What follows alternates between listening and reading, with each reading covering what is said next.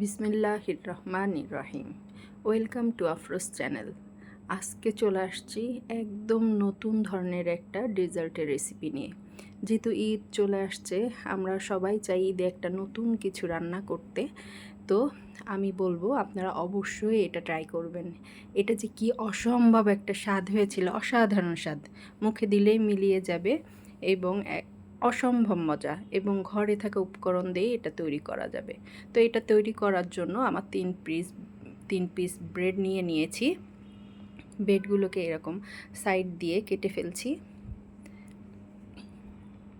এটা কিন্তু একদম ঘরে থাকা উপকরণ দিয়ে খুব অল্প সময় তৈরি করা যায়।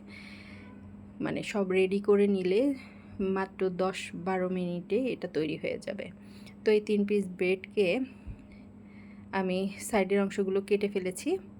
এবার এই ব্রেডগুলোকে আমি ব্লেন্ডারে ব্লেন্ড করে নিব। খুব ছোট ছোট করে নিয়েছি, এবার আমি ব্লেন্ডারে ব্লেন্ড করে নিচ্ছি।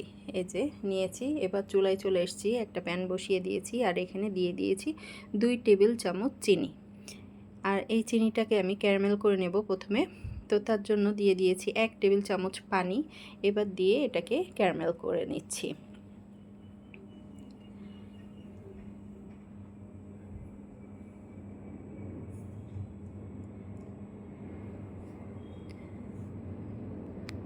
এই ডেজার্টটা আসলে আমার ধারণা মানে এত সহজে ঘরে থাকা উপকরণ দিয়ে যে এত অসাধারণ ডেজার্ট তৈরি করা যায়, আপনারা যে দেখছেন অবশ্যই ট্রাই করবেন।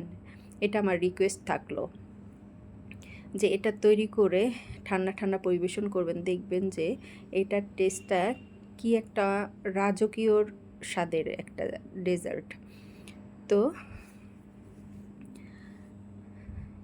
এখন আমি এটা ক্যারামেল করে নিচ্ছি। এই যে এরকম যখন হয়ে আসছে, ক্যারামেলটা হয়ে গেছে, তো এখানে আমি দিয়ে দিচ্ছি এবার গরুর দুধটাকে আমি জাস্ট জাল করে নিয়েছি।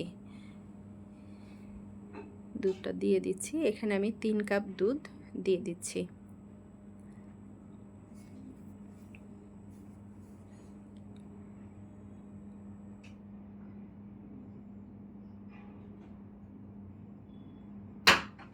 এই যে ক্যারামেলের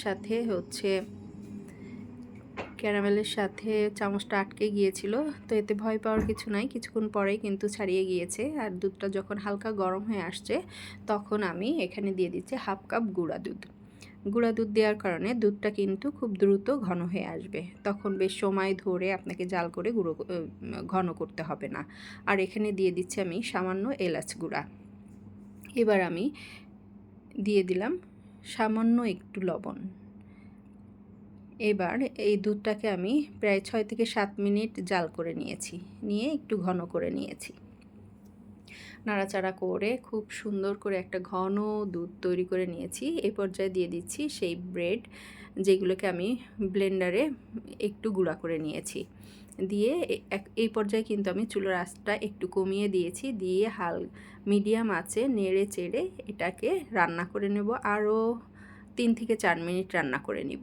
তাহলেই আমার এই মালাই ব্রেড বলেন বা ব্রেডের পায়েস বলেন, এটা তৈরি হয়ে যাবে।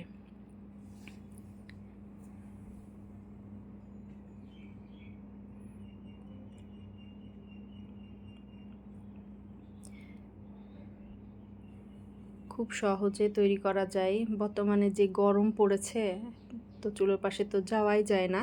তো এটা কিন্তু আপনার সব রেডি থাকলে 10 থেকে 12 মিনিটেই রান্না হয়ে যাবে। আর এই পর্যায়ে আমি দিয়ে দিলাম 1/2 কাপ চিনি। আপনারা কিন্তু আপনাদের টেস্ট অনুযায়ী চিনিটা দিবেন।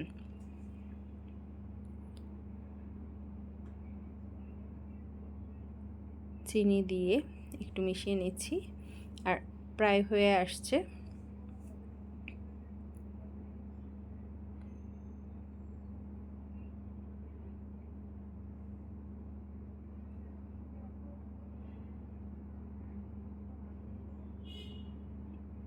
এই পর্যায়ে আমি দিয়ে দিলাম পেস্তা বাদাম কুচি বেশ খানিকটা,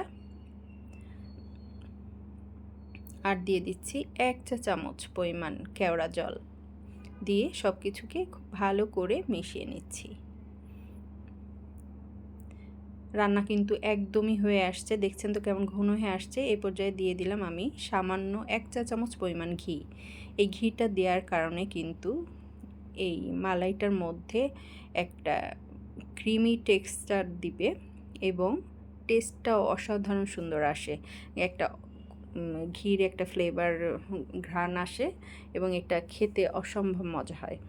তো হয়ে গেছে, এরকম এরকম ঘন থাকতেই কিন্তু এটা নামিয়ে নিতে হবে, কারণ ঠান্ডা হলে কিন্তু আরও ঘন হয়ে যাবে। তো আমি মালাইটাকে ঠান্ডা করে নিয়েছি, নিয়ে একটা সার্ভিং ডিশে ঢেলে নিচ্ছি। রেসিপিটা পছন্দ হলে অবশ্যই একটা লাইক দিবেন, কমেন্টস করে আমার চ্যানেলের পাশে থাকার অনুরোধ রইল। লাইক কমেন্টস করলে আসলে ভিডিওগুলো বানাইতে আগ্রহ সৃষ্টি হয়। তো উপরে আমি একটু দিয়ে দিচ্ছি পেস্তা বাদাম কুচি। আপনারা আপনাদের পছন্দ মতো মানে এটা ডেকোরেশন করতে পারেন, এতে টেস্টের তেমন কোনো ডিফারেন্স হয় না। তো তৈরি হয়ে গেছে অসম্ভব মজাদার, একদম রাজকীয় স্বাদের একটা ডেজার্ট আমি বলবো। এত অল্প সময়ে এবং একদম ঘরে থাকা উপকরণ দিয়ে অসম্ভব মজার একটা ডেজার্ট তৈরি করা যায়। ঈদে অবশ্যই ট্রাই করবেন, ইনশাল্লাহ ভালো লাগবে। তো আমি একটু সার্ভ করে দেখিয়ে দিচ্ছি, আমার হাতে সময় খুব কম ছিল, এই জন্য এখনই সার্ভ করে দিচ্ছি, দেখিয়ে দিচ্ছি। এটাকে ফ্রিজে রেখে একটু ঠান্ডা করে সার্ভ করলে কিন্তু এটা আরও একটু ঘন হবে এবং দেখতে কিন্তু আরও ইয়ামি হবে। এবং এটা অবশ্যই ঠান্ডা ঠান্ডা সার্ভ করবেন। অসম্ভব মজার একটা ডেজার্টের রেসিপি দিলাম। এই ঈদে তো অবশ্যই ট্রাই করবেন, আপনজনদের খাওয়াবেন, ইনশাল্লাহ সবার খুব ভালো লাগবে। তো ওকে, থ্যাংক ইউ, আসসালামু আলাইকুম।